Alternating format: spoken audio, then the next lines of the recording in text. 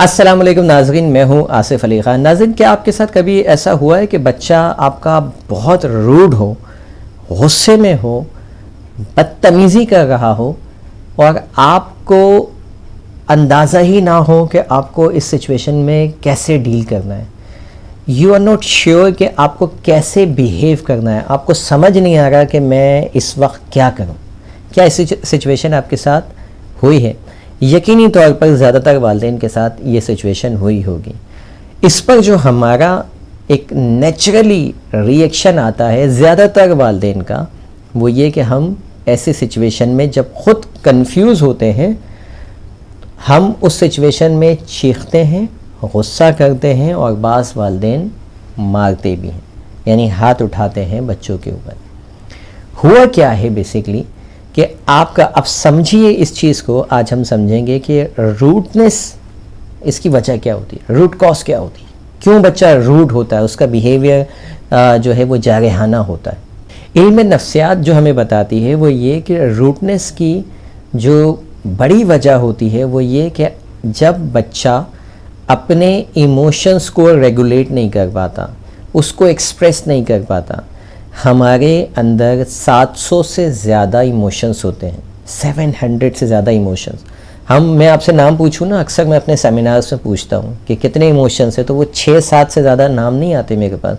खुशी, happy, sad, excited, ठीक है, फ़नी, ये बस 6-7 पे जाके ख़त्म हो जाते हैं। 700 से ज़्यादा अल्लाह ताला ने इमोशंस रखे। जब बच्चा उस इमोशन को फील करता है और उसके पास वोकैबुलरी नहीं होती बताने की कि मैं कैसा फ़ील कर रहा हूँ, तो फिर वो रूड होता है, ठीक है। और वो उसके वो जज्बात जो अनप्रोसेस इमोशंस होते हैं वो कन्वर्ट होते हैं उसके बिहेवियर्स के अंदर। चाइल्ड साइकोलॉजी हमें ये भी बताती है कि ये तमाम इमोशंस को रेगुलेट करने वाला ब्रेन का वो हिस्सा जिसको हम प्री फ्रंटल कॉर्टेक्स कहते हैं, ये जो सामने का हिस्सा है ये प्री फ्रंटल कॉर्टेक्स कहलाता है। इसका एक काम ये भी होता है कि ये इमोशंस को रेगुलेट करना है। इसको डेवलप होते होते 12 साल और बाज़ औक़ात 20 साल की उम्र तक लग जाती है जब तक ये डेवलप होता है, ठीक है। तो एक चीज़ बच्चे की डेवलप ही नहीं हुई। अच्छा, ये जो इश्यूज़ होते हैं ये ज़्यादातर 12 साल से पहले के ही होते हैं। 12 साल के बाद तो बच्चा फिर बहुत ज़्यादा उसका चूँकि काफ़ी हद तक हिस्सा बन चुका होता है तो इश्यूज़ कम हो चुके होते हैं। इससे पहले ज़्यादा होते हैं और वही हमें सबसे ज़्यादा परेशान करते हैं कि 8 साल का बच्चा और समझ नहीं रहा, 9 साल का बच्चा और बदतमीज़ी कर रहा, ऐसा होता है ना। तो ये चीज़ साइकोलॉजिस्ट बता रहे हैं, चाइल्ड साइकोलॉजिस्ट, रिसर्चर्स बता रही हैं कि उसका ब्रेन का ये हिस्सा भी बना ही नहीं है और हम उससे चाहते हैं कि वो काम करे जो अभी जहन बना भी नहीं है और उससे हम एक्सपेक्टेशन लगाए बैठे हैं। तो एज ए पेरेंट्स हमें सबसे पहले ये सोचना है कि रूट होने की वजह क्या है। देखिए, कॉमन फैक्टर्स क्या होते हैं। ओवरवेलमनेस, बच्चा बहुत ज़्यादा जज्बाती हो गया है, समझ नहीं आ रहा उसको।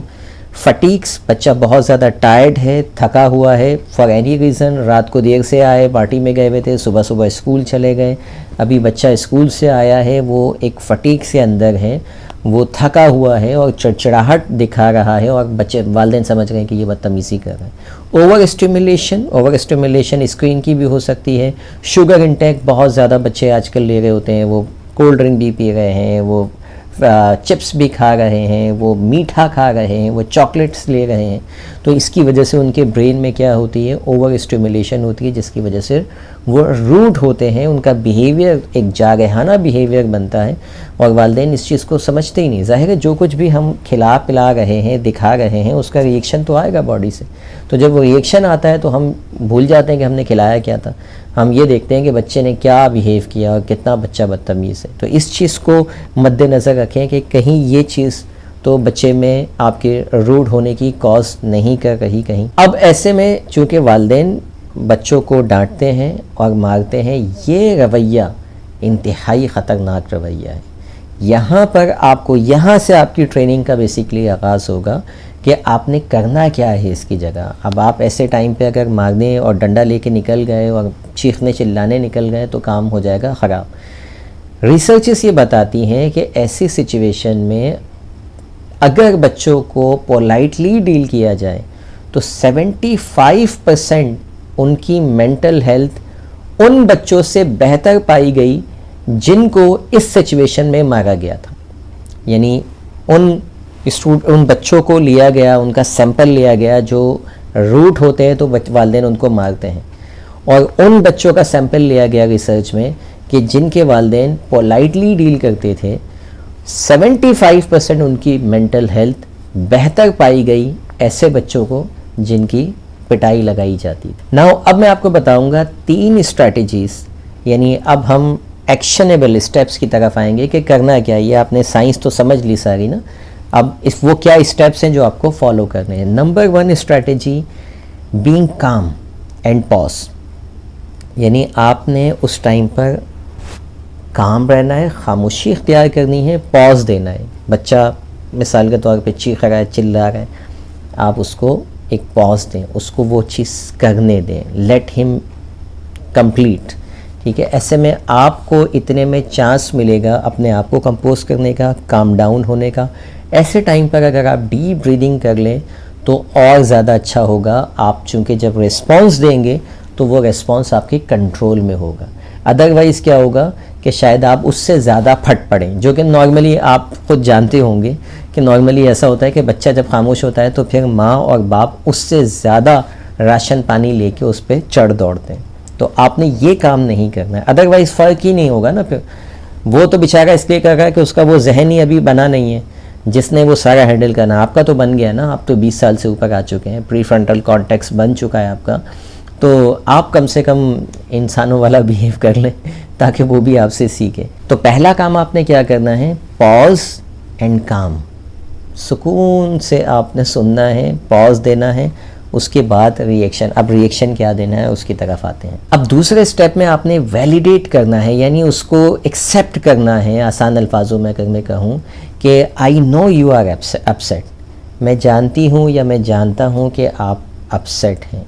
ठीक है, सबसे पहले जब भी कनेक्ट करना हो ना किसी को, तो वो जिस भी सिचुएशन में है उसको आप पहले अंडरस्टैंड करें। हमेशा याद रखिएगा कि कोई भी चेंज उसका आगाज़ स्टार्ट होता है एक्सेप्टेंस। सबसे पहले आप एक्सेप्ट करें, उसके बाद ये कनेक्शन होता है। जब कोई आके कहता है ना, आप उसको दुखड़ा सुनाते हैं, वो कहते हैं यस आई अंडरस्टैंड, मैं जानती हूँ कि आपके ऊपर क्या बीत रही होगी। तो ये एक जुमला बड़ा कनेक्ट करता है आपको।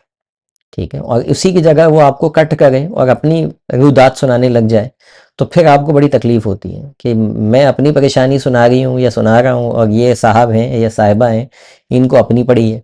ठीक, तो सबसे पहले आपने कनेक्ट करना है ये कह के कि I know you are upset, मुझे पता है कि आपको तकलीफ़ पहुंची, मुझे पता है कि आप अपसेट हो गए हो, मुझे पता है कि आप भूखे हो, मुझे पता है कि आपको गुस्सा आ रहा है। उसके बाद आप चाहें तो आप उससे पूछ सकते हैं कि व्हाट इज़ द प्रॉब्लम। अब आप पूछें कि आप हुआ क्या है, मसला क्या है। ठीक है, आप चाहें तो आप उससे वैलिडेट करने के लिए पहले आपने एक्सेप्ट किया कि आई नो, एक्नॉलेज किया। उसके बाद आप उससे या तो आप उससे वजह पूछें या आप उससे पूछें कि इससे बेहतर तरीका क्या हो सकता है इस बात को करने का। और ये भी हो सकता है कि आप दोनों चीज़ें कर लें, यानी पहले आप रीज़न पूछ लें कि हुआ क्या है, मुझे बताइए, तसल्ली। उसको अपने पास बिठा लें, उसके शोल्डर पे हाथ रख लें। फिज़िकल टच बहुत इंपॉर्टेंट चीज़ है पेरेंटिंग के अंदर। जब आप फिज़िकल टच देते हैं तो बच्चे के ब्रेन के अंदर ऑक्सीटोसिन प्रोड्यूस होता है। ठीक है, ऑक्सीटोसिन प्रोड्यूस होता है, ऑक्सीटोसिन हैप्पी केमिकल है। तो उस वक्त इसको ये न्यूरोट्रांसमीटर बच्चे को इमोशंस को रेगुलेट करने में बड़ा मदद देता है। तो जब आप उसको बिठा के उसके शोल्डर पे हाथ रखते हैं तो उसके अंदर ये केमिकल की फैक्ट्री लगना शुरू हो जाती है, पॉजिटिव हैप्पी केमिकल्स। तो उससे रीज़न पूछ लिया। अब आपने उससे पूछा, जब आप इस सवाल पे आएंगे ना कि आप इससे बेहतर क्या तरीका हो सकता है, उस वक्त तक वो आधा जो है वो पिघल चुका होता है बच्चा, उसका आधा गुस्सा तो ठंडा हो चुका होता है। ठीक है, क्योंकि इतने स्टेप से आप आ गए हैं तो आप वैसे ही ठंडा हो चुका होता है। तो फिर आप उससे पूछते हैं, ये वो तरीका होता है कि जब वो बताता है कि इससे बेहतर ये हो सकता था। तो now this is basically a parenting, कि उसको सही जानिब आपने गामजन कर दिया, सही ट्रैक पे डाल दिया। हम क्या करते हैं, जब हम खुद गुस्से में आ जाते हैं और चीखते हैं और चिल्लाते हैं तो हम उस पर स्टॉप लगाते हैं, यानी जो भी वो कह रहा है उसके इमोशंस को वहीं आपने बॉटल में बंद कर दिया, ऊपर कैप लगा दी, तो वो फिर बॉटल ही ब्लास्ट होती है। ठीक, तो उसको जब आप कम्युनिकेट करते हैं, उसको बेहतर रास्ता बताते हैं, उसको बेहतर तरीका बताते हैं, वो सोचता है कि इससे बेहतर क्या हो सकता है, तो ये वो तरीका होता है जिससे आप साइकोलॉजिकली उसके बिहेवियर को मॉडिफाई करते हैं, बजाय इसके कि आप उसको मार पीट कर अपना फ्रस्ट्रेशन निकाल लें। उसके बाद बच्चा वहीं का वहीं, अगली बार वो इससे कई ज़्यादा आगे जाएगा, इससे कई ज़्यादा टेंट्रम्स और गुस्सा दिखाएगा, इससे कई ज़्यादा जागहाना रवैया दिखाएगा। तो ये जो तरीका मैंने आपको बताया कि पहले आपने पॉज एंड काम रहना है, दूसरे स्टेट में वैलिडेट करना है। वैलिडेट में आपको मैंने तरीका बताया कि आपने बताया I know you are upset, उसके बाद उसकी कॉज भी पूछ ली कि वाई यू आर अपसेट, क्या हुआ। और तीसरा पॉइंट आपने जो इसी में मैंने कवर किया वो क्या कि आपने जेंटली उसकी बाउंड्री सेट की कि what could be the better way, what should be the better way, इससे बेहतर तरीका क्या हो सकता है बताने का। तो यूं आपने उसकी आहिस्ता आहिस्ता उसकी बाउंड्री को सेट कर दिया। ये 3 काम आप करेंगे तो इंशाल्लाह आपके बच्चों के जो भी बिहेवियर के इश्यूज हैं वो आहिस्ता आहिस्ता सॉल्व होना शुरू हो जाएंगे। एक बात और याद रखिएगा कि ये सारी टेक्निक्स और टिप्स ये कोई जादू की छड़ी नहीं है कि वन टाइम किया और उसके बाद कमेंट में लिख रहे हैं हमने किया था, हमसे तो नहीं हुआ, कोई फ़ायदा नहीं हुआ। It's a continuous process.